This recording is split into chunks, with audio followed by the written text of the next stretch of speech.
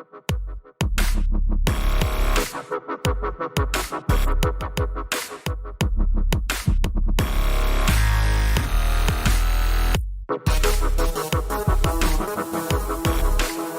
by the sound of violence. Ben, this week I'm just saying, has there ever been a more on-brand move in the history of mixed martial arts than Ali Abdelaziz standing right in front of Kamaru Usman's mom while they're trying to get the group photo after the main event of UFC 245? Oh my goodness. Maybe it's not fair. Like, I don't know. Maybe they're not posing for the PPV cameras. Maybe there's like a still photographer somewhere there looming in the background, and just the angle that we saw made it. Still didn't get low enough. If you're going to be the guy who's going to be like, I'm going to be the bottom front row in this picture, you got to get down. You got to get down on a knee at least, man. Yeah, standing right in front of his mom. I'm just saying. The best part though is how you can see it when you see them all get. I saw like a GIF. Somebody put up where it's like you can see them all gathering for the photo, and you can see he realizes as everybody's joining in for the photo that the most sensible place for him to be would be on the end. Yeah, like he's standing at the end there, but he can't allow himself to be pushed to the side. What if he doesn't make it into the frame? What if somebody reasonably decides when we're cropping this photo, he's the person we least need in there? Everybody else wearing the t-shirt and everything, he's out there looking like the schmo minus the glasses. And there's something in his brain that goes, no, I can't allow. Nobody puts Ali in a corner. Yeah. He has to go not quite even kneel down far enough, just perfectly with his weirdly shaped giant head blocks out Kamaru Usman's mom.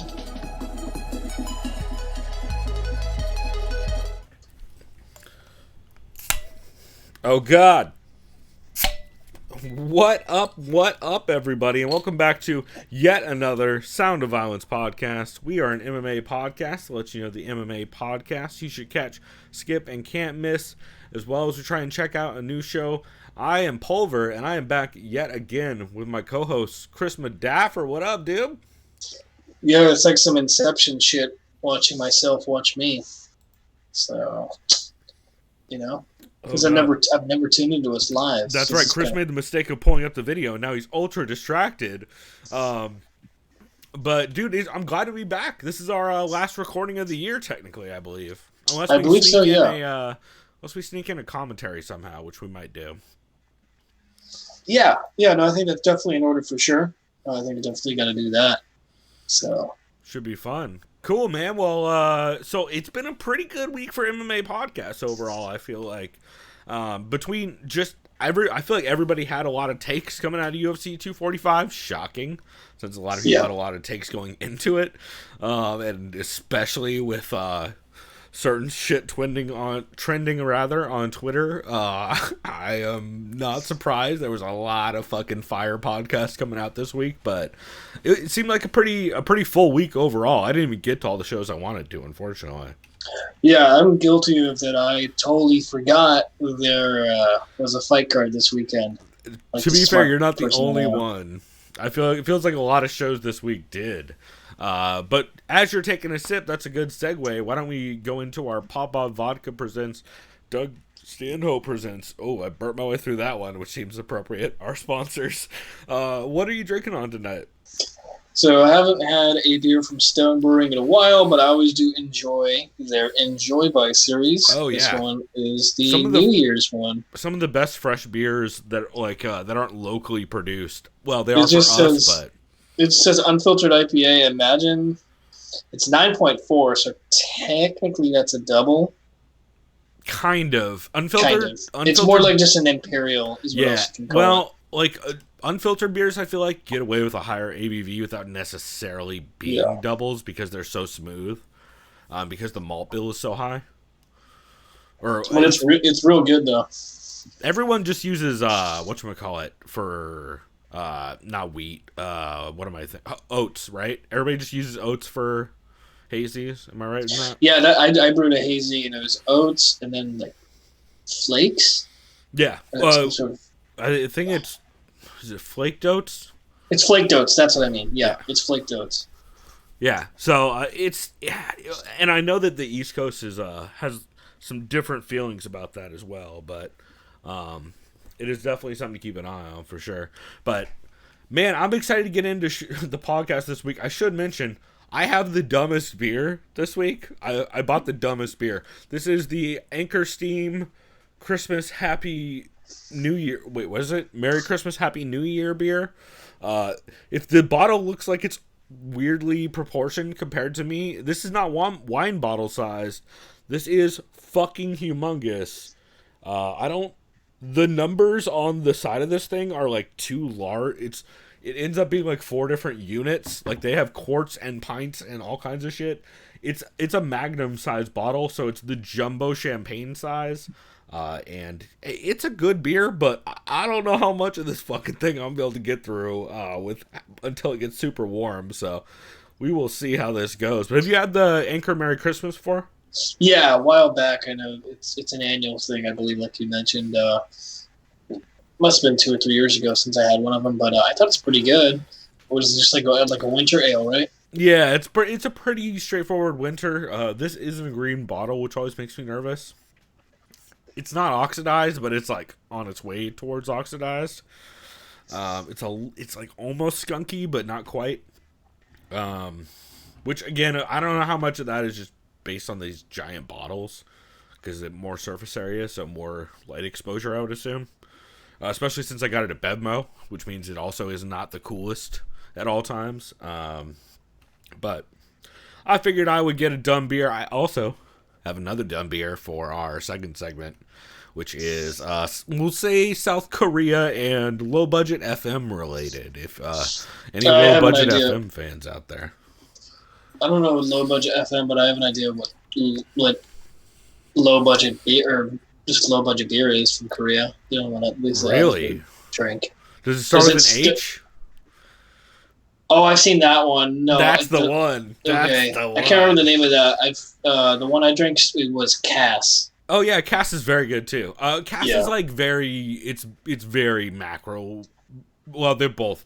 That's like their Budweiser or some shit, right? Yeah. Cass is like the shit you'll see everywhere. The one I'm a big fan of, which I learned about because the low budget guys who used to live out in Koreatown in LA after they moved out of San Diego. Actually, you might have heard the low budget FM dudes on the air: Mike Chaffee, Mark Chambers, John Sowen, and Todd Perry back in the day, because they were on Rock 105.3 back in the day as a morning show. So you might have actually heard them without knowing it. But yeah, I remember on 105.3 when FM was still a thing. I would listen to the Mikey show. It was, dude, same era. Okay. Yeah. So you might have actually heard it, but it is, fucking, I love that beer. I don't know if it's just because I love the podcast Low Budget FM, but hey, you guys, go check out Low Budget FM. They still randomly do shows every once in a while. It's fucking great. Mike Chaffee and Mark Chambers and Todd Perry are my favorites. But we are not a show about beer or about booze or about podcasts that once happened in San Diego on terrestrial radio. We are a show about MMA podcasts. So, Chris, why don't you, I feel like we should just get into format, because these fights start we're recording this Friday night. It is now almost 8:30 Pacific time. So these fights start in 2.5 hours. Yeah, I just only have 2 because I'm a smart person, but there were 2 great ones. Really enjoyed so why don't you jump us into the MMA podcast you recommend people catch? I mean, these are both catches. They're both can't misses, if you really ask me. So, I mean, I can talk about them now or later. I only got 2 of them. Go ahead, go with your first one, and we'll see if I have it. I'm gonna have it on my list.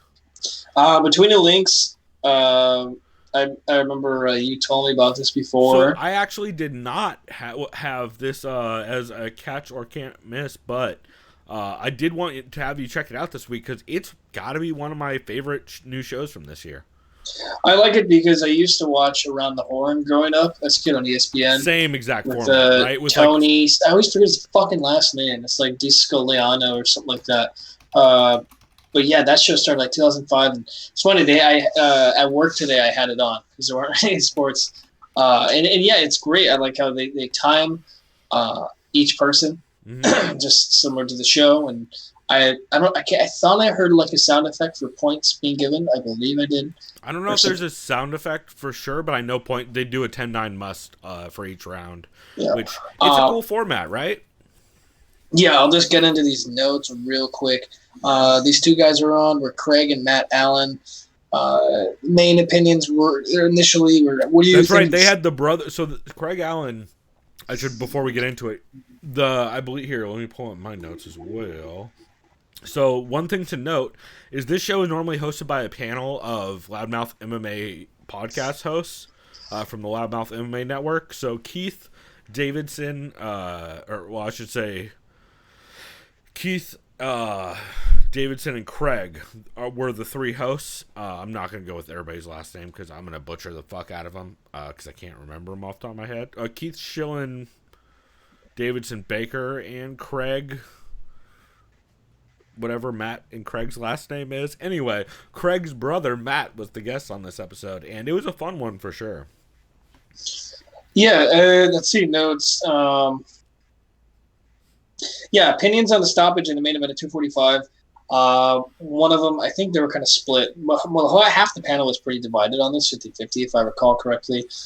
They said you're supposed to stop the fight when the fighter can't defend himself. They said overall pretty good, but Colby did kind of have his arms wrapped. I don't know if it was a single. I mean, the dude had a broken jaw.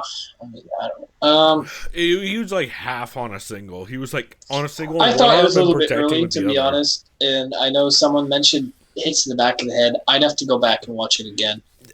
That shit is like, it's tough to tell because a lot of those were to the ear, a couple were to the back of the head, but also Colby was moving. So yeah. How did you have it scored going into the fifth? Because a lot of them had it 2-2. I've gone back and forth between 3-1 and 2-2. That's the same with me. I'm not convinced either way yet. I need to watch it more. I do really do think, though, if Colby, say he didn't get knocked out and then toughed it out, and because I thought his pace was fantastic in that fifth round, and he was getting Usman on the exchanges. He was winning that round up until he started getting demolished. In it. I really do think he could have maybe taken that fight, knowing the judges. The judges are fucking weird. Well, yeah, up until he got dropped that first time. Yeah. And then, it got progressively worse. That's true. I guess hypothetically, I'd have to take away the knockdown, though, for him to really take that round. Yeah. But either way, it was a fantastic fight. One of the fight of the years for sure. For sure. They said he hurt his stock when he blasted Mark Goddard on Twitter. That's him. Whatever. I saw he pulled a Ronda Rousey by pulling like a shirt over his head and hiding. I don't know when he ran. Yeah, he did do that. Did this division just get boring again with Usman? They said hell no. You got Masvidal hype. You got McGregor at 170. Well, there's a catch to that. Yeah. Then they talked about Amanda Nunes. Is she invincible? No, but there's pretty much no future challenger at this point in time. Jermaine Durandamy had the best chance, but still got dominated. Imagine if Jermaine Durandamy had takedown defense. Could have been a very different fight. I agree to an extent. Said that triangle attempt from GDR looked tight at one point. If someone could strike like GDR, but like they said, defend a takedown, she's a big problem. They talked about pound for pound rankings. A lot of them thought Amanda Nunes should be considered the number one pound for pound if you take into consideration how she's dominated her competition a lot more compared to Jones. They said, look at John Jones. He went to a split decision against a former middleweight. No disrespect to Thiago Santos. That dude fought a hell of a fight on an injured knee. Then they go for this week's fight. It's stupid that Frankie Edgar is fighting Korean Zombie. If Edgar wins and he gets a title shot, that's hilariously sad. I don't know about that. They said, where's Chad Mendes when you need him? Well, go on Reddit. He didn't ask me anything. He's a very happy man with his wife and kids, and he is hunting all the time. I was going to say, he's probably going to start a hunting business, right? He already has. That's right. He is. He takes people out, right?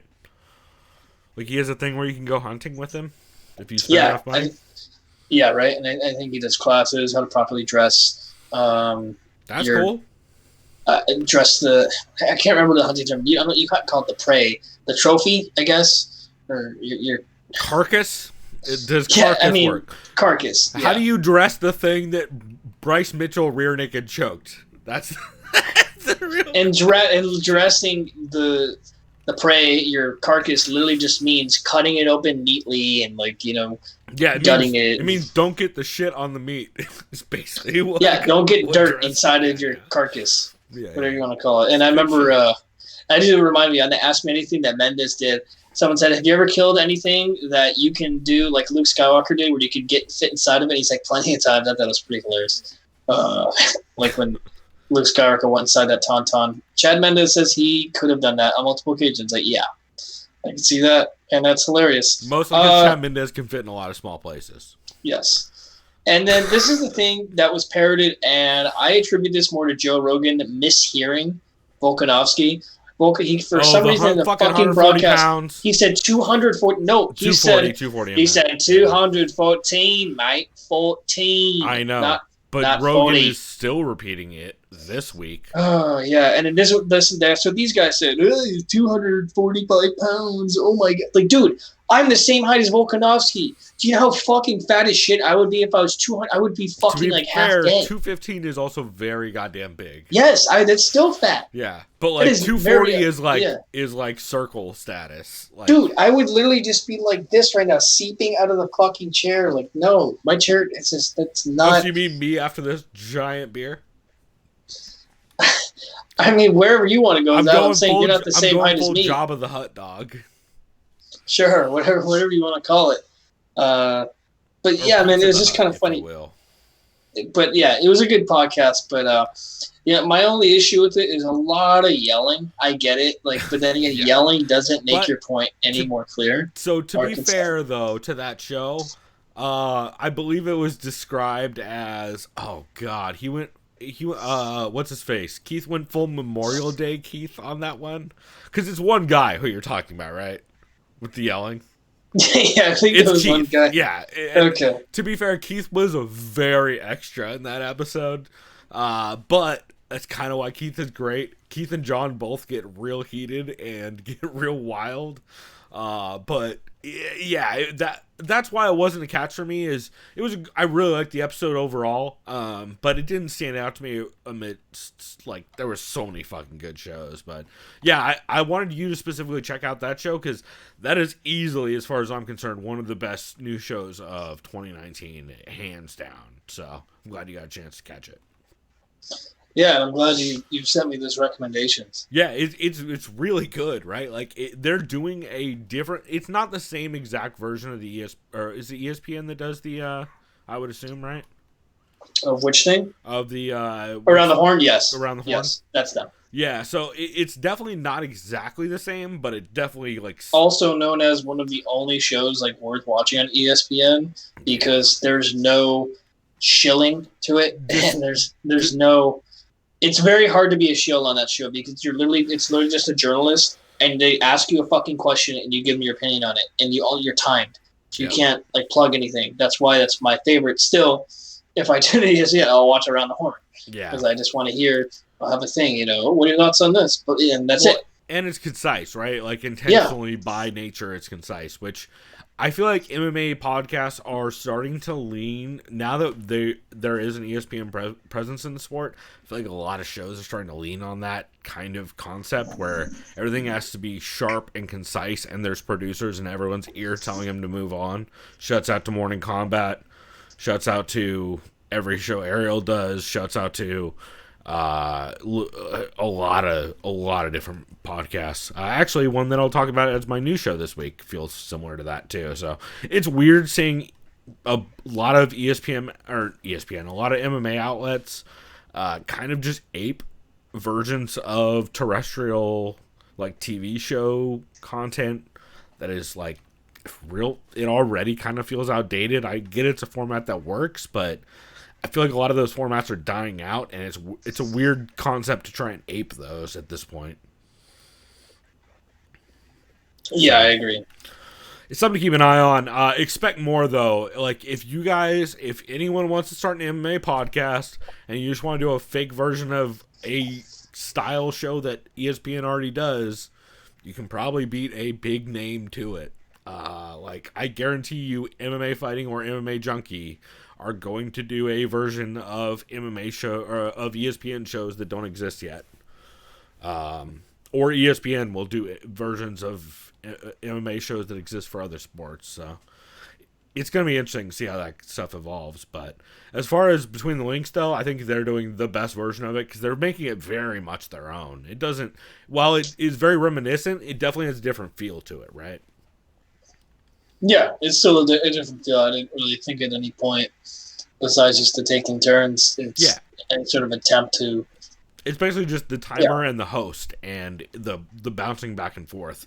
is like about it. So I've really enjoyed that show, and I'm excited about it going forward. Cool. So I'll jump into one of my catches for this week. My first catch is going to be Show Money, episode 31. This is the show hosted by Jason Cruz, Paul Gift, and John Nash. And they're, of course, with Bloody Elbow, and they cover all of the financial side of mixed martial arts and all the legal ongoings that are constantly surrounding it. And this is just kind of like a year-end review. And it's...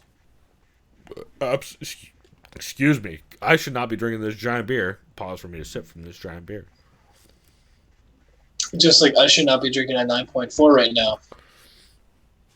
I feel like the 9.4 is safer because you're not just taking giant pulls off of like a novelty-sized bottle. Well, didn't you just say you have to drink straight from the bottle and it's heavy as fuck? I don't have to. I'm choosing to. But yes, it is heavy as fuck. I'm getting my curls in for the day, bro. You clearly have some class, too. Pinky's out while you do it. Oh, you already know. No, but Show Money episode 31 was very, very good. I really like this show in general, and this is a great stepping in point or beginner episode for people who are not familiar, since they just kind of did a recap of all the stories that they've covered over the year, some of the big talking points, some articles and papers that they've published. So, for example, Jason Cruz talks about his upcoming book about the history of legal cases in MMA, which I'm very excited to take a look at. Evidently, it's releasing in February, so I'm absolutely going to buy that on Amazon and pre-order it, because I'm super excited about that. He essentially takes all of the notable legal cases that have happened throughout MMA history, and he combined them into a kind of an easy-to-approach book and an easy-to-understand format. So I'm very excited about that. Everything from the ESPN deal stuff to early days to, of course, the infamous Eddie Alvarez contract between Bellator that got released, all that stuff. So it's very, very cool, and I'm very high on it. And then Paul also talked a whole bunch about a paper that he published for I believe it's an educational journal, or however that shit works you probably know more about this than me on the journalism and writing side of things, where you're publishing to like not publications, but like so like peer-reviewed journals. Exactly, what they call it. That's exactly what I was looking for. Yeah. So he published a paper to a peer-reviewed journal about moving the needle in MMA. Okay, nice. Which is specifically on the marginal revenue product of UFC fighters. Oh, that sounds pretty intriguing. Yeah, he said he originally finished it, I think, back in February or so, but it just finally got published. So, yeah, you get to hear a bit about that. You get to hear a bit about Jason's book, and then after that, they just went over key stories for the year. So stuff like the ESPN deal, just completely changing the economics of the sport. Specifically for the UFC, but also for other promotions as well. They talk about the IPO not going forward for Endeavor. Shouts out to my fucking asshole chihuahua, Tilly. Tilly, I see you, and fuck you. The antitrust case they talk a lot about, and the infamous triple Hennessy that Jason Cruz drank during one of the earlier episodes this year, which I think was a can't miss episode for us, if I remember right. I need to add that to my list of favorite episodes of the year. That was really good. Jason Cruz drunk in a restaurant in a decent, I believe it was a Tony Roma's in Vegas. Jesus. He ordered a triple Hennessy and a Tony Roma's, and the waitress was not having it. And then he proceeded to get hammered and let Paul Gift and John Nash run the show. Isn't Tony Roma's the one spot too that they have like good mac and cheese? I bet. I think so. Yeah, it sounds about right. Because I know mac and cheese, at least in San Diego, I was thinking like Yard House, where they used to have like this loaded mac and cheese dishes or some bullshit like that. I mean, yeah, everywhere down here does. So. Well, yeah. Let's see. Oh, and then they talk about the economics of the other promotions right now, and what they kind of predict what they think one is going to return with. They talk about the PFL doing. Evidently, PFL is turning a profit, but people are skeptical about how long that's going to be able to happen. Which I mean, they did just sign Rory to that deal, right? Yeah, but like, I'm very curious to see how many years they can keep that up, because I assume, well, trying not to say super slanderous shit that is hella libel. Just hold off on it. But I'll just say, I don't know what. There's a reason why WSOF ended up getting closing with bankruptcy problems, and then they randomly reopened with the new name, but with most of the same people in charge. Just something to keep an eye on. I don't know. Maybe I know nothing. But yeah, that was it was a really good episode, and I really enjoyed it. So, Show Money episode 31. They are 100% the leading experts in the financial side of MMA. Everything from contracts to deals with not only production companies, but deals with broadcast companies, deals with managers, all that stuff. It is a well of knowledge that never runs dry. And they are the only ones doing it as far as I know. So, Show Money episode 31 is a great jumping on point if you're interested in any of that stuff. And while they do get very deep in the weeds on some of it, they try and keep it approachable, at least on the entry points, to where you can get like, okay, this is the main idea behind it. And then by the end of the discussion, they may be way too deep for you in the conversation, where they're talking about like the calculators they use to determine how wage sharing works and shit like that. Oh, wow. Which is like, it's very in depth and very legalese and all that stuff, but it's very fascinating, and it kind of gives you that show has the best. You'll get insight you won't get anywhere else in that show, and I highly recommend keeping an eye on it, because I know all the lawyers for the UFC who are involved in the antitrust suit keep an eye on it, and I also know that a couple of big-time agents, and by a couple I mean two, and you can guess who they are, also keep an eye on that show. So it's something to keep an eye on. If you want to have an inside scope on some topics on the legal side, that is absolutely the place to look. So, Chris, you said you had another MMA podcast to catch? Yeah, well, this is apparently. Well, I would imagine this would be your can't miss if I were to take a guess, because of how entertaining this was. Should I just say it or not yet? I gotta hold off. Yeah, it was just this past weekend. Theo Von's podcast. You can hold off on that one. Yeah, that's what I'm saying. We'll get to that. Yeah. For sure. It's a can't miss for me too. So yes, 100% we will get to that. Fucking Bryce Mitchell. Oh my God, we'll get to it. Oh, it's such a thing. Okay, my other catch was Protecting Neck, episode 163. Dan Tom is back in Hawaii visiting family for the holidays and going to the Bellator shows in Honolulu. And it's just very cool. He talks a lot about the old Super Brawl days, and he's at his grandma's when he's recording. And his grandma's actually walking around in the background, he keeps trying to just give me food and get me drunk and fat, which is hilarious. He basically sounds like an awesome grandma. Yeah, he describes it basically as grandma's boy the entire time he's there. That is awesome. Yeah, well, and his grandma also, he talks about some of the old stories of, she was the first woman, she started the first airline owned by women, or by a woman, in Hawaii back in the day. And she was also known for like hiring women and people of color and stuff like that. And she also, at the same time, ran an illegal sports book out of her house, allegedly. Which is how Dan Tom makes a lot of jokes about how he ended up with the bad end of the deal, because he got interested in the gambling sportsbook degenerate side of the family and not the accomplished pilot side of the family. So it's a fun episode. Dan's he ends up drinking beer at one point. There's a couple, full disclosure, there's a couple breaks where like his grandma will come in and start talking to him, or a phone will ring in the background, or he has to leave for dinner. And it's goofy, but it's all lighthearted and fun, and I just really enjoyed it. He also does a full preview of the Bellator Hawaii card as well as the UFC Busan card in South Korea. And Dan at one point does describe his grandma as having some Chinese Dana White tendencies in her. So I really appreciated that as well. But yeah, it's just a fun episode, and it is...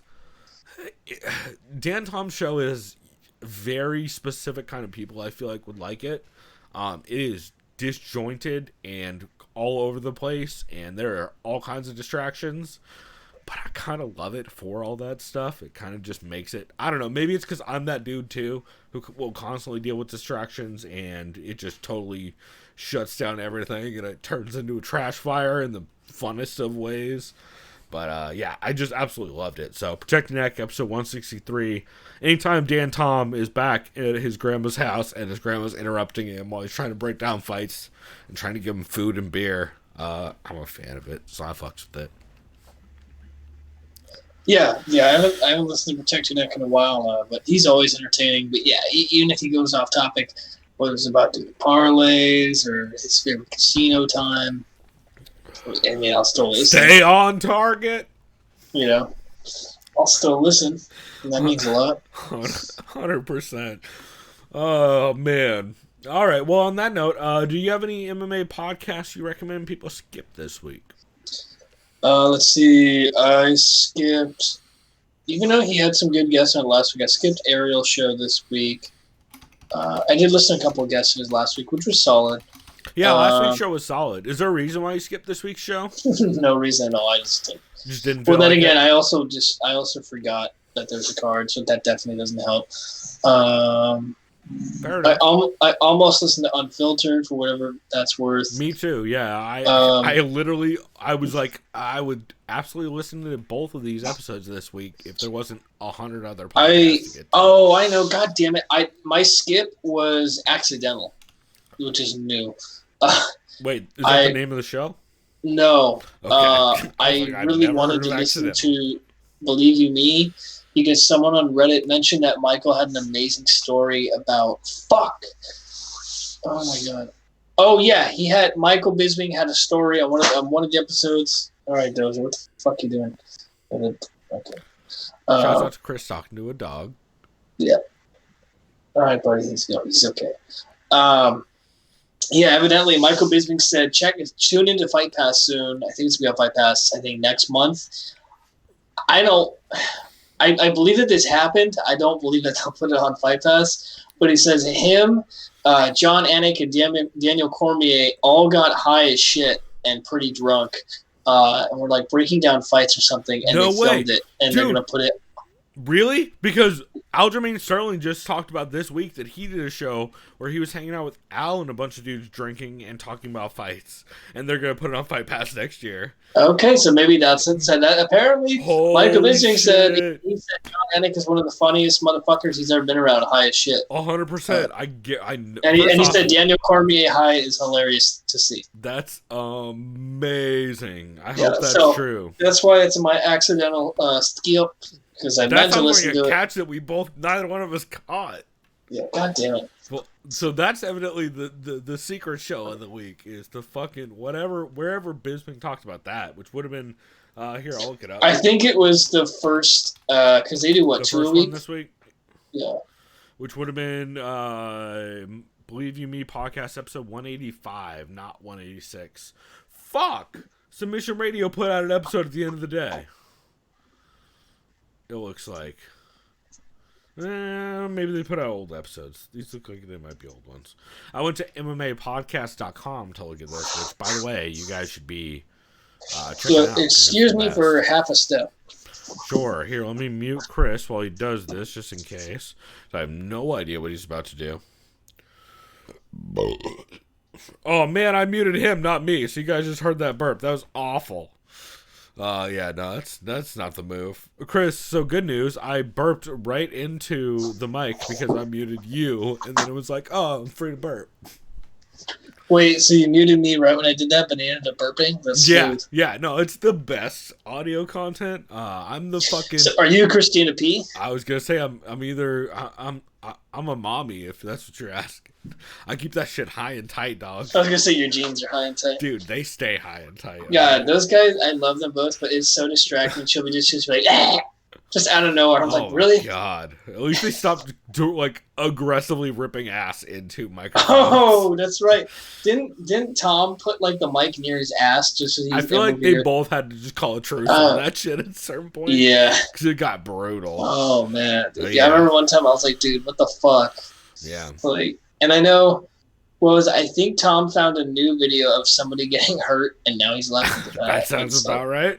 Because for the longest time, it was that one like guy in Taiwan, like the auto shop. Oh yeah, the guy who gets hit by the car. He's like, ah. Tom loves that video. Christina thinks Tom's a fucking serial killer. Yeah, and it has like a compilation of like 3 or 4 other comedians. Like Bill Burr laughed initially, but he showed empathy. He's like, no, I'm only laughing because Tom's laughing, and that makes other people laugh. Right. You know, right. Mark Maron kind of laughed, and he's like, no, Tom, you have fucking problems. The only person who was a psycho like Thomas Anthony Jeselnik is out of his mind too. He thought it was one of the funniest. Jeselnik, but yes, of course he did. Jeselnik, yeah. Yeah, Jeselnik is dark. I bet you Tony Hinchcliffe would have a similar reaction. Oh yeah, Joe Rogan did have it, but he's like, I literally watch people get hurt for a living, so I get it, you know. But plus, Joe's the worst at all that shit because he just tries to do like the fucking hipster move of just not reacting. It's why he would be the worst Hot Ones guest of all time. Oh, that reminds me, I did actually listen to like 25 minutes of Max Holloway. I forgot I had listened to that. It was like on Monday. Well, Chris, great segue. My can't miss episode this week, 1 and 2, is Joe Rogan MMA Show, episode 85 with Max Holloway. Okay, Perfect you're segue. Welcome. I didn't mean to make it that abrupt. All right, but, Chael Sonnen, but yes, absolutely. Yeah, Ariel. Fucking God damn it, that's a good Chael Sonnen in the worst way. But yeah, Joe Rogan MMA Show, episode 85 or 86, actually. I apologize. With Max Holloway was fucking great. He talks about how he danced his ass off at the after party, regardless of leg kicks, which I definitely appreciate. I mean, I'm sure all the booze that he probably drank helped. Yeah, he is Hawaiian after all. Yeah. Did you know Max Holloway's never smoked weed in his life? I can actually believe that. I can too, in a weird way, but like, also, doesn't he seem like he smokes all the weed? I don't know, not necessarily. I don't know if I could see him as being straight edge necessarily. And obviously, no, he doesn't drink. Yeah, I know he drinks. He's talking about. I think it's just because Hawaiians are laid back. I used to work with Hawaiian, one of the most laid back motherfuckers I've ever met. So I think it's just their lifestyle, their culture. They're just very welcoming and very hospitable. So yeah, I can believe he's never smoked weed, and maybe I don't know if it has to do with in competition stuff or whatever because he's been fighting most of his life. He just said he grew up around drugs so much and he saw what it did to you know people what? He just was scared of it. No, and his mom, I think it was his mom because his grandma raised him. I think his mom was addicted to meth or something. And I know think his uncle was. He talked about that. I think it was his mom too, I'm not going to say it was his mom because I don't know this for a fact, but I'll say this: his family member. Excuse me, I don't want to put words in his mouth. He talked about his uncle for sure. Yeah, one of his family members was a drug addict, unfortunately, and so I totally believe that he's never smoked weed, probably because he was exposed to stuff like that, and not stuff like that as in weed. That's totally different than weed. But when you're a kid, you don't want to do anything pertaining to that's not legal, so I can totally believe that. Did Joe try to coerce him into smoking at all, or no? It's just a really good episode overall. It's just, man, it's the most, like, people forget how likable Max Holloway is sometimes, but this is the most likable I've seen Max Holloway since Twitch streams. Like, just fucking the most likable dude of all time. Just funny and nice to everybody and cool as shit. He's constantly just making jokes about like how cool it is that Joe Silva got hired because he was just like the OG super fan who got hired and eventually started making all the fights. And he talks about how mad he is that punching power is just genetic. He's like, bro, how do I just get like 2% of your punching power? Because this shit is bullshit. He's like, I gotta volume everybody and shit. I think it's one thing I thought that was funny. This was before when he fought Volkanovski. He's like, I am smoking weed now, just since they said would have something, hey, Dwayne Johnson, The Rock, wrapped the belt around Jorge.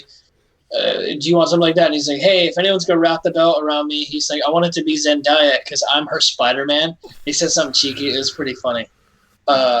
Pretty solid. And it's like, yeah, shoot your shot, Max. I'm never going to fault someone for doing that. So pretty good. But Max is that kind of guy. I like him a lot. So, yeah, I got to finish that episode. I think I listened to like 20 minutes of it. But it's really fucking good, man. They talk everything from judging being terrible to Rogan. So the one thing that this was almost a can't miss or almost a skip for me at the beginning because Rogan did. Here, let me just list the things that Rogan did that he always does. Rogan doubles down on calling Max the most accomplished featherweight ever. Which the GOAT, right? Yeah. Rogan brings up MMA with no gloves. Rogan repeats the story about the Damian Maia promo that Covington cut and how he was about to get cut from the UFC. Rogan calls for more judges. Rogan says that they should have one FC hydration testing. It's like Rogan does all of the things that he's done for the last fucking, I don't know, 2 years. It's like we call Ariel a shill, but Joe's also a massive shill. Joe's not even a shill at this point, I don't think. I think he's just a company man. He's just a company man. I don't even think he's a company man. I think he's just such a casual. He doesn't like he just, on a recent podcast he's like, "Oh, have you guys heard who has the nickname the Assassin Baby?" It's like, motherfucker, that dude's been fighting in the UFC for 5 years. Yeah. He just recently figured out dude's nickname. Fucking, I guarantee let me guess. He's gonna go. Who calls himself Thug Nasty? What is he like? Think he's Rose or some shit? Yeah, it's nastier. Rogan is by far the worst part of this episode, but Max is fucking great. He cuts a promo on DC, which you guys will hear in the upcoming clip.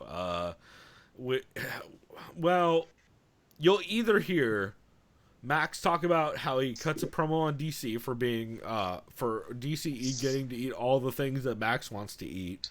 He's coming for him, motherfucker.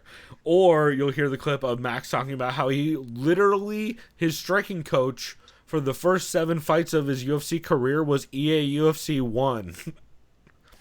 Wait, you said that was his striking coach? Yeah, he would just play as either Aldo or as, oh God. It was another Brazilian. It's not Edson Barbosa. It's somebody like that, though. It was Aldo and Renan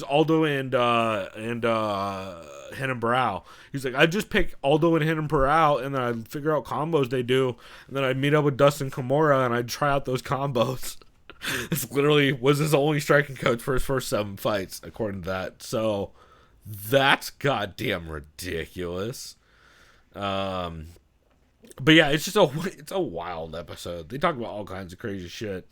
They talk about Max mentioned he had to stop playing Call of Duty 4 weeks out from the fight, so it was taking up too much time and fucking with the sleep. Jesus, that dude's probably staying up till like 4. Yeah, he was saying, he's like, man, it was starting to get like, oh, it's 11, oh, it's 12. I gotta stop playing Call of Duty. I gotta fucking get up in the morning.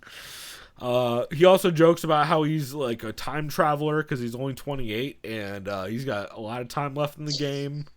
That's what's crazy. It's crazy that he's only 28. He's already been a champ for a good while. I mean, obviously not at this time, but still, like he's only 28. Well, that was cool. Also, he mentioned how he really likes seeing Chase Hooper on the card, since Chase Hooper is a 20-year-old in the UFC, just like Max was. And Max intentionally went up to him and was like, hey, fucking good to see you on the card and all this shit.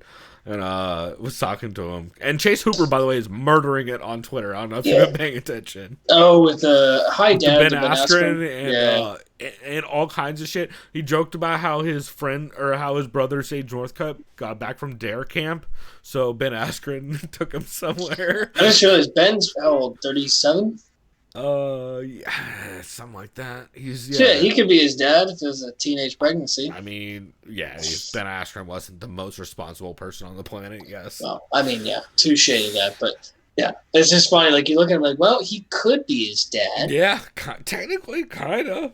But yeah, it's a fucking great episode, and it's a great reminder of why it's impossible not to love Max Holloway and just love everything about him. He also talks about his Hiker Holloway videos that he does. Dude, by the way, you know how YouTube comments sometimes are pure gold? Someone Oh, said, you mean "Oh, pure? They're 100% gold buried in shit. well, yeah, you got to dig Constantly through what it shit to is. find it." Yeah, Clearly, it's like that's the Reddit point. comments. Yes, but someone said Or the Hiker OG. Holloway. Someone said, I remember someone said Hiker Holloway, my favorite opponent in Pokemon Blue, or some shit like.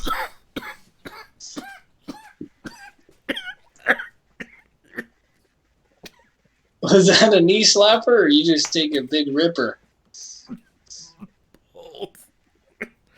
Okay. That was hilarious. I did not hear that. And I did inhale marijuana right when I heard it. And that was a bad idea. Are you still with us, Bill? Oh, allegedly. Touche to that. Jesus Christ. Oh, that was good. I sound like John Morgan. We'll get to that in a minute.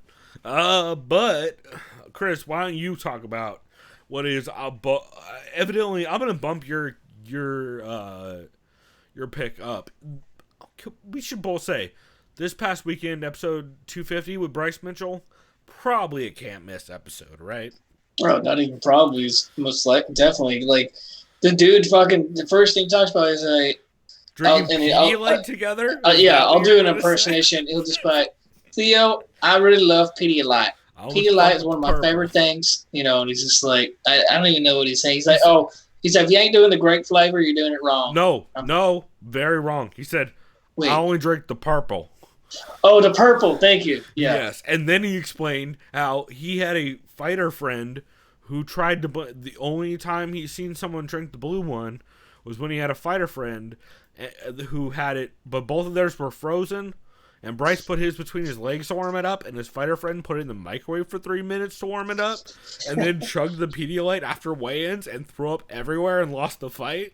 Which is what the fuck? And also, it sounded like at least an Ultimate Fighter, if not higher up. Yeah, what season was Mitchell on? I can't remember. Recent. Bob Ross.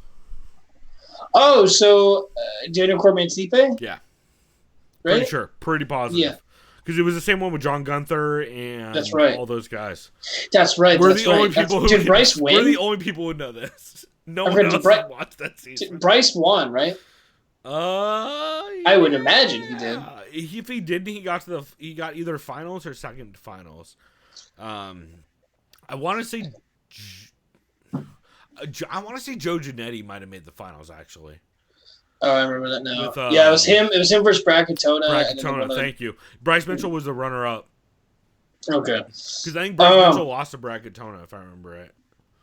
I might be fucking that up. I remember Bryce talked about scenarios if you're on an airplane as a terrorist. Oh my god! Which, by the way, somebody mentioned on Twitter. They're like, "Oh, fucking, we know what you're saying between the lines on this, bro. Like, what do you mean looks like a terrorist?" You're like, yeah, I get what you're saying. I get that Bryce Mitchell sounds racist. And it's because I'm from Arkansas. But you can't just like that's kind of it's not a great look to just be like the dude who's like, let's try and bait Bryce Mitchell into saying something racist. Like, not my favorite move. So clearly that guy was a snowflake. Okay, great. We're doing that. I know, I'm fucking with you. I just had to say that. They talk fishing. They talk, what are the best kind of catfish to eat? They said bullheads, which are like the tiny mini ones that you find in the South. I think generally, or like in swamps. I believe bullhead. So I'm not nearly Southern enough. I'm from San Diego. And then Theo's like, okay, so you sound like a fish kind of guy. You know, what's your kind of favorite fish? He says salmon. He's like, okay, then you must like sushi. He's like, hell yeah, I like sushi because, you know, it's kind of lean. Like some of the rice, I guess, can kind of get in the way of your dieting, but sushi is definitely one of the more proper things to diet on if you still want all that protein. I'm like, damn, that's a pretty good point. I love that he talked about his love of LA sushi specifically. He's like, I love LA sushi. It's my new favorite thing.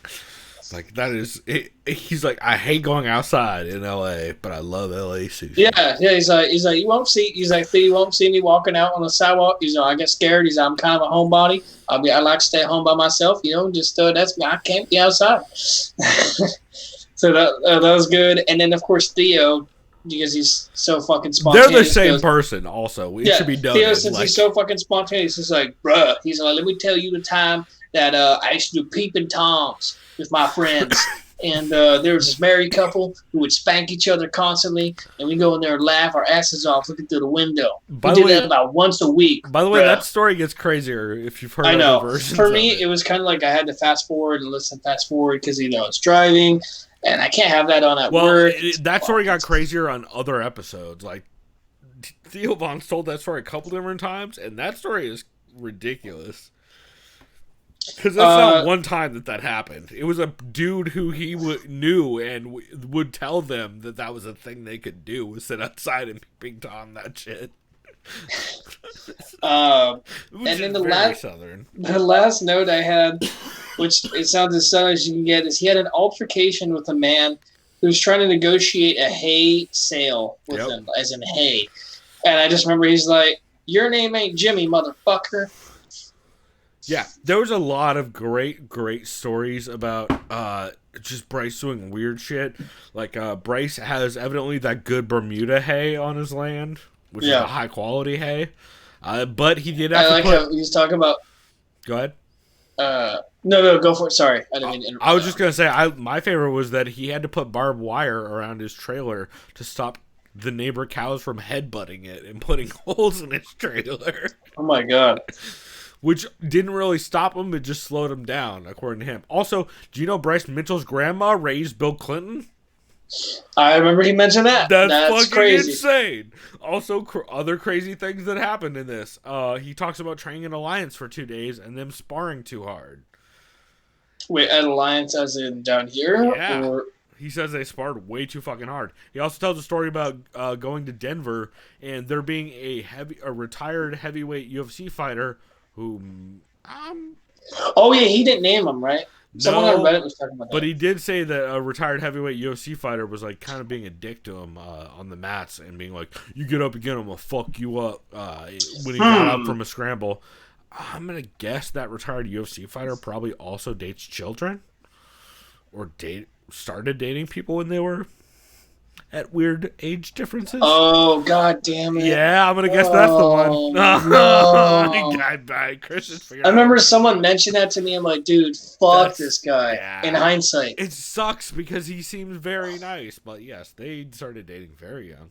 Someone told me that. I'm like, dude, fuck this clown. There's some great. And then I went back and watched highlights of this dude getting obliterated. I'm like, okay, doesn't make me feel better. The Congo fight definitely makes you feel better. Yes. See, God damn it, you gave him a clue, motherfucker. Oh, I didn't do that. Chuck Congos need a lot of people in the balls. Maybe this was a person that he didn't even need in the balls. I don't know. Maybe he did. I don't know. Shit. All right, let's get past this. This triggers me. I did really like that. Bryce made a point to say that, well, first off, he talked about fighting his neighbor when he was in 7th grade, shirts off with rollerblades thrown over his shoulder. That's just an amazing thing that happened. How old is Bryce Mitchell? This kid's probably, I would guess, 24, 25? Yeah, a little bit younger than us, I think. A little bit younger than you. Okay. And he did say that the neighbor kids made a rule that you can't hit face shots, so Bryce just mounted him and punched him in the throat a whole bunch. In the throat? Oh, my God. Also, Bryce Mitchell has the quote, "If me and Floyd was in a cell, he's getting fucked." Fucked, yeah. Which was amazing.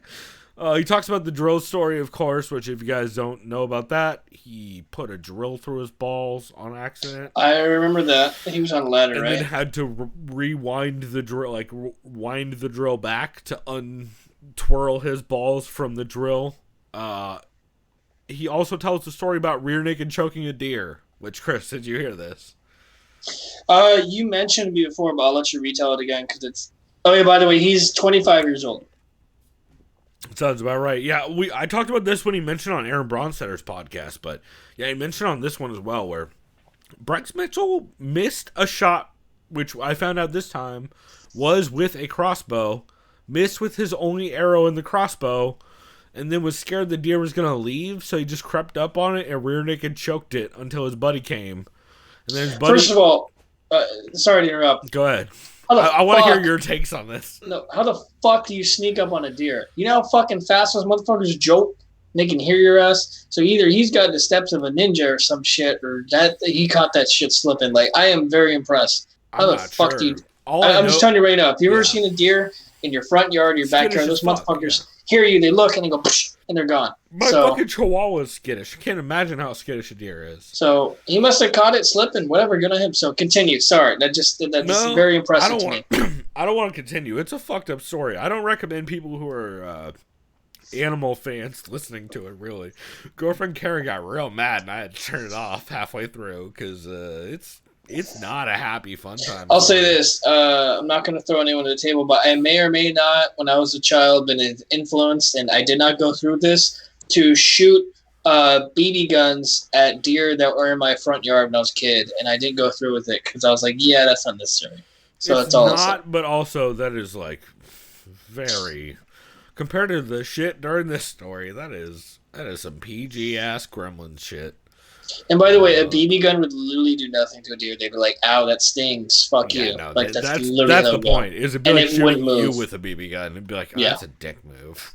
Yeah, it's like, you know how big deer are. You need a real rifle now. So, but that's another story. So. Bryce also talks about WSOF and how they didn't. I like how Chris just shot all the beer out. Yeah, no, sure. You know how we have podcast nicknames? I like you, Bryce Mitchell, but now I'm calling you Bruce. Yeah. From now on, that's how you get the names. Your mistake. So everyone, thank Chris. Now it's Bruce. Now it's just Bruce. Thank Bruce Mitchell. So what else did Bruce have to say?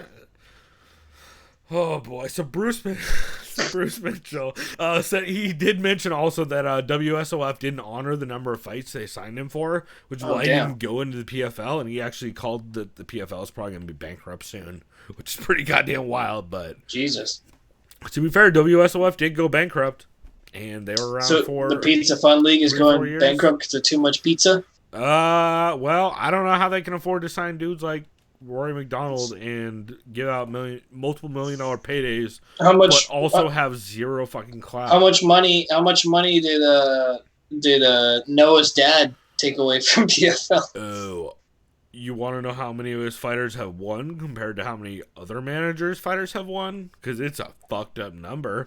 If you look at Michael Fidel's Fiedel, I believe, he has done a couple. Me and him actually have gone back and forth on Twitter about this. He's done a couple articles back in the day about it, where if you start doing the math on...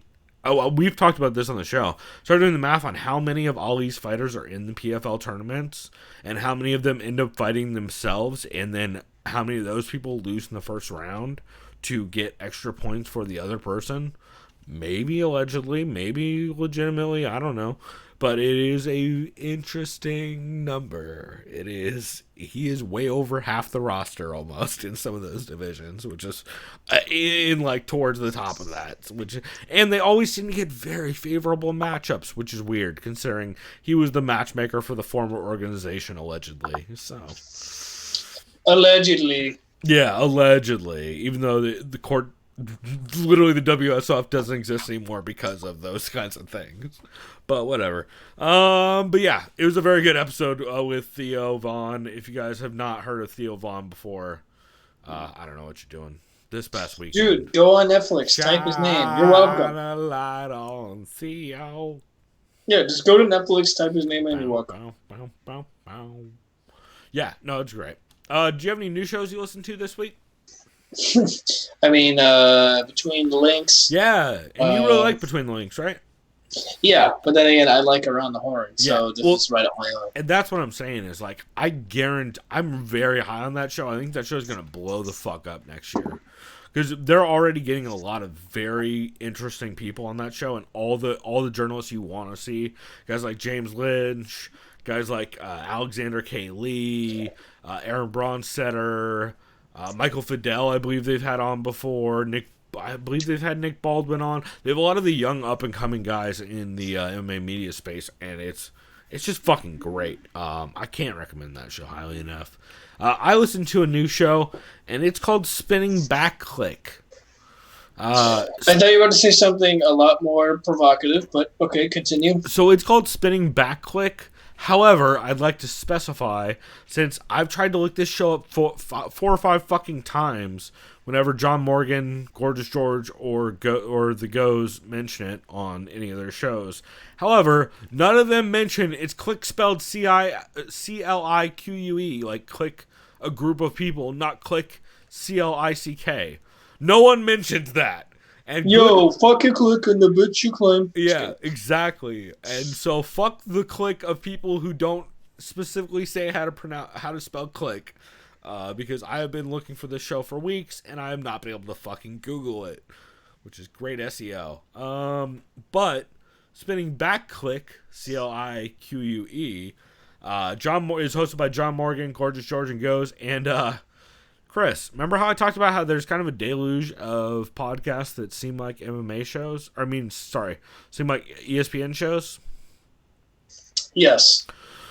So what if I was to tell you that John Morgan, Gorgeous George, and Goes have a debate show where each person gets 3 minutes to answer a question and they go back and forth and debate?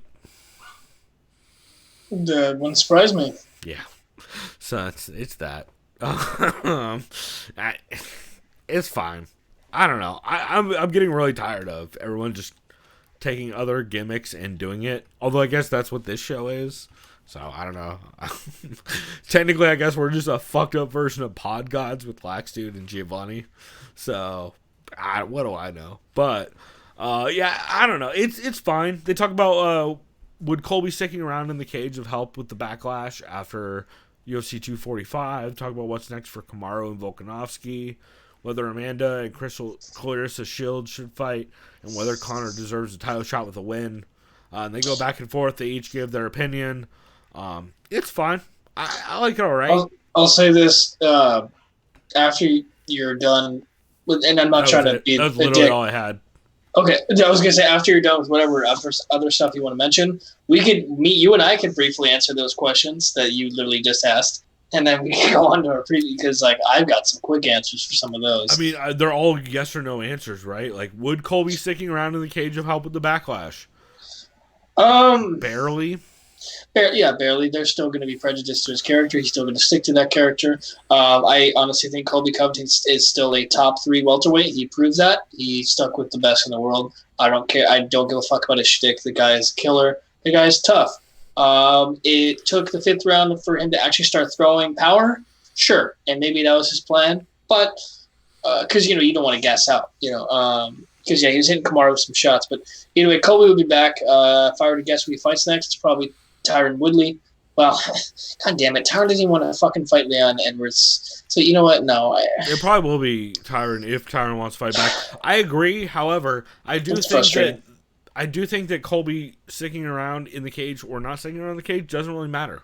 Yeah, it doesn't matter. I think people already have an opinion, and whether they agree with that opinion, it's premedicated. It's already set. What do I want to see next? I want to see him versus Tyron, and that's a fight Colby can win. Believe it or not, unless it could be fun. Yeah. I really want to see Kamaru Usman versus Jorge, even that's a terrible style matchup for Jorge, because Marty would be like, "Oh shit, you can whip my ass on the feet. Time to take you down." That's I'm what not happened interested in in that that fight. I want Kamaru versus Edwards. Edwards would be tight. What are the other questions? I know they fought before, but still. Yeah. Let's see. Connor, right? Yeah. So Connor. First, who's next for Volkanovski? Ooh, that's a good one. I know some people are shouting out Zabit, Magomed Sharipov, and Yair. Way too early. I really would say, okay, have Zabit and Yair fight. There you go. Title eliminator. Boom. There's your next challenge. Let Volkanovski heal. His hand is broken. There you go. Boom. Do it in the summer. Do it July. Sure, we gotta wait a little May, whatever. I don't know how long it takes to heal a broken hand. Probably doesn't have. It could probably be before the summer. Yeah. Fuck it. Yeah, book Yair versus Zabit. That's what I would do. 100%. Sure. Also, shout out to my fucking dog howling in the background. I hope you guys can't hear that too much. What else you say? Conor McGregor. No, wait. Cowboy. First, Amanda and Clarissa Shield rumors. I want to see that. Who cares? Do you? I don't care, but I want to see that because I like Clarissa Shields. That's just me being a boxing nerd. She's gonna get double-legged and fucked up, just like. Oh no! In MMA, that's how that works. I don't want to see her she gets wrestle fucked. In boxing, Nunes gets fucked. That's just how that's always gonna be. It's fucked up. I don't care. Yeah. And also, I asked about to Sean Sheehan this week. The only reason why Clarissa Shields is the one boxer even considering talking about a fight with an MMA fighter in MMA even though it's like very vague and one in boxing, one in MMA. Probably the most likely candidate because women's boxing doesn't make shit compared to men's boxing. Amanda Nunes is making more money per fight than Clarissa Shields is. Guarantee you. So that is why that is the most realistic crossover boxing match, and it is the one I least want to see, which is why it's so refreshing here. Amanda Nunes be like, "Hey, I don't box. I'm a fighter. You want to come to MMA? I'm gonna take you down and fuck you up and choke you out with jiu-jitsu." I believe the phrase was, "I'm gonna wrestle the shit out of you and choke you with jiu-jitsu." I was like, fucking Amanda Nunes. It's the reason why you're my favorite. Keeping it real. And then as far as Conor McGregor goes, Who that's cares? just, He's a rapist, allegedly. This is my honest opinion. Dana's going to try to pull his Dana strings no matter what he does. It's Jorge. It's going to be Jorge if he wins. It's going to be Jorge if he wins. Thank you. Habib really has the final say if you think about it. Like, yes, could Dana strip him? He won't, because Habib is a massive needle mover at this point. So also, Habib doesn't give a fuck and he won't come back. No, this is what happens. Can Cowboy win that fight? Yeah, we'll discuss it. I think he can. I think he can catch Conor with a head kick, maybe like the third round if Conor gasses out. I heard some good arguments for you know what? Can Conor zero reason for Conor to win. I'll say this: can Conor win that fight? I think absolutely. To be honest, I think he win that fight for sure. If he wins, they do him and Jorge. I think Jorge beats him. I don't know at this point if it's an absolute like major beatdown, more or less because Conor's going to sit back and try to counter. It can be, and that wouldn't surprise me. I don't think Conor beats Jorge at all. No. I think he gets smashed. Smashed. Either way, Conor just wants that money fight. He draws people no matter what, even though he is losing fans. I think, we'll talk about his fight versus Cowboy. I think that's closer than people think as well. I'll say at this point. No matter what, I don't see him fighting Habib ever again. Really don't. I do, but it'll be like it's going to be immediately. It's going to be very soon if it happens. Yeah, it's soon, or he's going to have to beat someone at 155. If you ask me, if I'm matchmaker, I'm like, okay, here's Justin Gaethje. There's no reason. Yeah, there's no reason to at all let Conor get anywhere near the 55 title. Apart from that's what I'm saying. If I'm matchmaker, you go, hey, Conor, you want your title shot? There's a guy named Justin Gaethje ready for you. Or say Habib beats Tony. All right, Conor, Tony Ferguson's here. But then again, someone just made a good point, too, that Tony Ferguson, if he loses, might go to 170, which he's been teasing. And you know what? I kind of don't dislike that. But then again, though, Tony's already – well, if Tony's kind of chinny, you know what? No. People – Tony's not chinny. Tony just leaves himself open because he takes shots well and he rolls with them well. He just eats big shots. I still like Tony at 170. I think he beats a lot of people at 170. I think Tony beats a lot of people at literally any weight class. I think he fucks up a couple like light heavyweights depending on the fucking matchup. Like Tony's a weird guy who will hit like weird shit, and that will fuck with a lot of people. So unless you're just gonna like bludgeon him, I think he is. Tony, he already beat at 155. I think he beats him again at 170. He beats Neil Magny for sure. Who else does he beat at 170? And I'm not trying to shit on Neil Magny. It's the big heavy wrestlers that would be the biggest trouble for. Yeah, Marty would be a problem. Like everybody Woodley would be a problem. Colby, he fucking ruins Darren Till. He ruins Darren. Colby would be a problem for Tony. Either way, there's still a lot of. Yeah, I like Tony Ferguson's arguably my number one favorite fighter to watch because he just makes everything up so well. So I'm going off on a tangent. I was trying to answer this shit. Anyway. There's a lot of fun fights, man, especially at 135. Now that Cejudo's been stripped or relinquished, he's pretty much been stripped. They pretty much probably told him, hey, man. Yeah, he's been stripped. That's good news, if you ask me. Good on Joby won. That means 125 exists. That means it's a fucking division. Thank God. Yeah. So now you got Joseph Benavidez versus Davison Figueiredo, which is such a February 24th. Some shit. Like it's in Norfolk, Virginia, I think, or something like that. I'm super excited about that. That would be cool, man. As far as who Cejudo who he should fight next, I'd say Aljo. Yeah, it's got to either be Aljo or I guess Mariah, since he beat Aldo. If you ask me who I want to see him fight, I would love to see Jose Aldo fight him, but yeah, but like it's not the same. I think he likes Jose because he thinks he can out wrestle Jose at this point in his career. Oh yeah. Oh, actually, no. Wait, no. You know who I love? Fucking Piotr Jan, dude. That's the thing. That dude's got lightning but fast no, hands. I'd rather see Aljo though. Aljo earned that fucking shot. Yeah. But Oh, Piotr Jan is like, yes, I would put him over. Because people Aljo forget. I don't care how old Uriah Faber is. The guy doesn't get knocked out. Well, He's and it's just like, you can go ahead and pick a fucking 35er to fight Piotr Jan. I'm gonna pick Piotr Jan over 95% of them. That was not only one of the most impressive beatdowns I've ever seen at that weight class. And you shouldn't have that power at that weight class. The only other person I see with that kind of like raw power at that weight class is probably Cody Garbrandt. The only problem with Cody Garbrandt is his chin is fucked up. Well, and he's a hothead who just swings with fucking... Like, you saw Piotr Jan confronted him. He's like, all you So do, funny. blah, blah, blah. He's like, Cody, no chin. See you soon. Yeah, no. By the way, Piotr Jan is fucking hilarious. Oh, and it's funny. He like, I know they're both Russian, but he sounds kind of like Khabib. It's the funniest shit. He mentioned during that shit talk that Piotr Jan, Aljamain Sterling mentioned this on his podcast. He's like, I'm pretty sure Piotr Jan said to Cody, I see what you've been saying in my DMs. And Aljo was like, yo, Cody jumped in my fucking DMs and started talking shit when I beat one of his boys. So I 100% believe Piotr Jan that Cody jumped in his DMs. So that's a wild shit, and Piotr Jan was enjoying the shit out of it. So, yeah, pretty wild. But anyway, do you have any honorable mentions here so we can get to our second segment? No, because I didn't listen to shit. All right. Well, degenerate. On that note, my honorable mentions, co-main event podcast, episode 382, really fucking good. But honestly, I mean, this was good. They talked about Bantamweight being fucked up, and Dana talking about treating Aldo rather like he won. Talked about Amanda's dominant win, and then they talked about how Ali got in front of Kamaru Usman's mom, and it being the most on-brand thing of all time. Which, I don't know if you guys caught that in the post-fight pictures. Oh, god damn it. I remember that. He was like this. He literally was on the side, and then he intentionally walked in front and stood directly in front of her. You could see her being so angry in the background.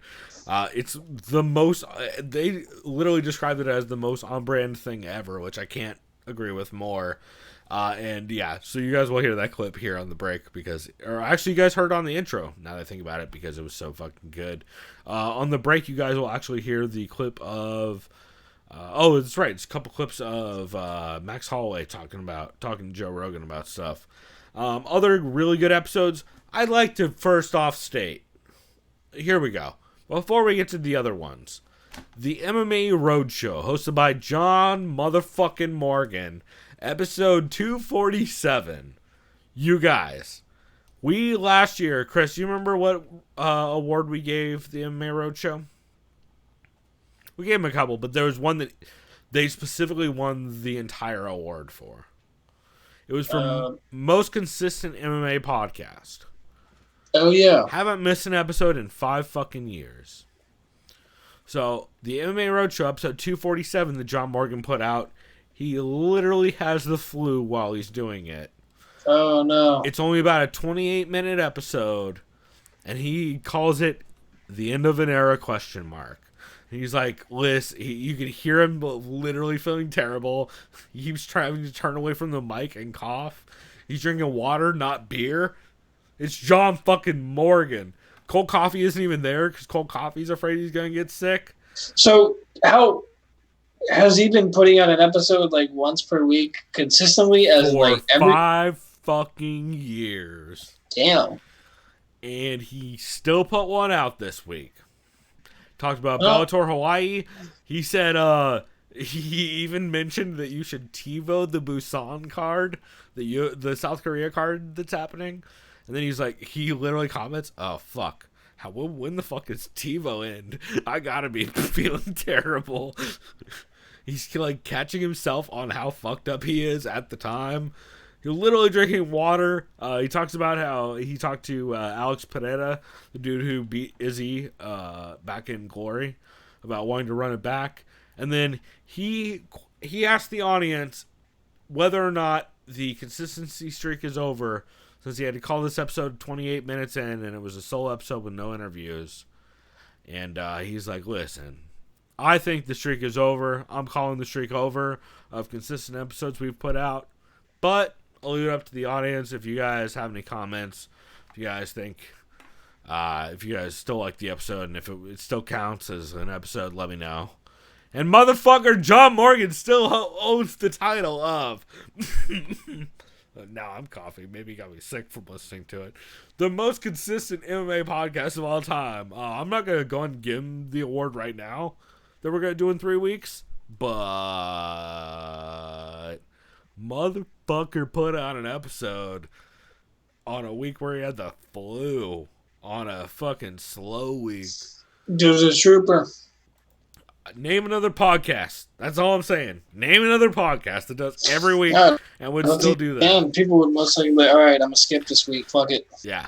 So I just like to say officially the official Sound of Violence take on this is the MMA Roadshow still has a streak of consecutive episodes going. He put out a 30-minute episode, talked about the card in Hawaii, talked about UFC Busan, talked about UFC 245. That's a motherfucking episode, my dude, regardless of how long it is, and regardless of how sick you are. Beer or not, John Morgan continues the streak, along with Cold Coffee, since he did the editing. So, cheers to them, and cheers to this beer that I'm drinking in his honor. There you go. Some other quick ones I'm going to run through. Well, actually, Fernanda Proces did it's Proces in her part of Brazil, I believe. Oh man, that's forever gonna fuck me up. I need to re-listen to the last episode. Anyway, well, actually, she did a Behind the Lens of Esther Lin episode, which I am a very big fan of. Of course, you guys know Esther Lin as the greatest MMA photographer of all time, probably. It's like her and Jeff Sherwood, probably. I mean, there's a couple others. Dave Mandel is, of course, up there. Another Sherdog employee. But Esther Lin, modern day, as far as I'm concerned, gets the dopest shots, and she has all the dope shit that you guys have seen. If you guys have seen a still of a cool fight image, it's probably Esther Lin's. So can't recommend that enough. It's a very fun episode, and again, that show is 100% asking questions and having conversations that I'm not hearing anyone else do or have, and it's notable. It's just super notable. Because no one else is having the same I've heard Esther Lin in a couple interviews. It's not the same. She's talking about shit that she's never talked about in other stuff. So I really enjoyed it. If I Did It, UFC 245 Backlash was really good.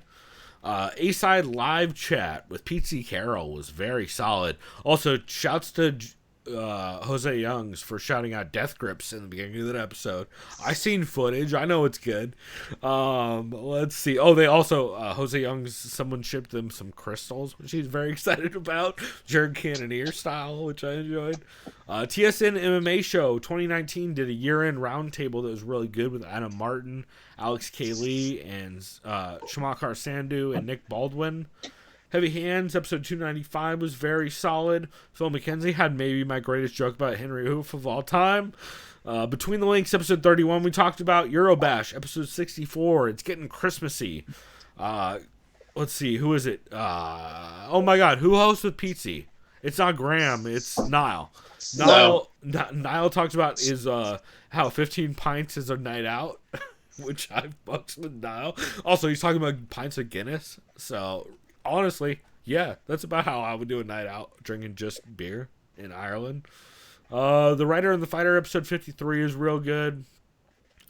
Weekly Scraps, episode 56 was very solid. And then there were watch parties that, there were live streams for UFC 245 from the Co-Main Event podcast, which is Patreon exclusive. Also, Eve Edwards did a live stream for UFC 245 called Thug Jitsu Master and Squid UFC 245 Fight Party Live. And Grange TV, which you mentioned last week. Yep. Robert Whitaker did a UFC 245 watch party as well. The only other two I had was Our MMA Show UFC 245 review and Morning Combat UFC 245, which were also pretty solid. So, did you have any non-related MMA shows or podcasts or anything you wanted to shout out? I mean, I always listen to Bill Burr's podcast. I think that was it. That checks out. I actually have a couple I wanted to give some love to. First off, I forgot to mention it last week, but I included it in the show notes. Doug Stanhope did a Patreon episode about hanging out with Johnny Depp on an island, which is fucking ridiculous. Also, he just recently posted an episode 344 of the Doug Stanhope podcast, which is available everywhere, which was recorded at Arnold's Beach Bar in Hawaii. Also, the Film Vault top 5 depictions of Santa and top 5 holiday scenes were very good. I've been listening to the podcast Bruh Meets World, BRUH Meets World, which is a recap podcast of Boy Meets World from 2 dudes who I believe are African American, and is very fucking funny. I've really been enjoying that. I've been listening to, since it is December, I've gotten into a weird tiki mood for no reason, so I'm listening to Exotic Tiki Island podcast, as well as Tiki Bar TV also, which is my favorite thing of all time. So we're going to take a break here real quick, and then we're going to come back, talk about this card that starts in, oh God, a very short amount of time. So we'll be right back.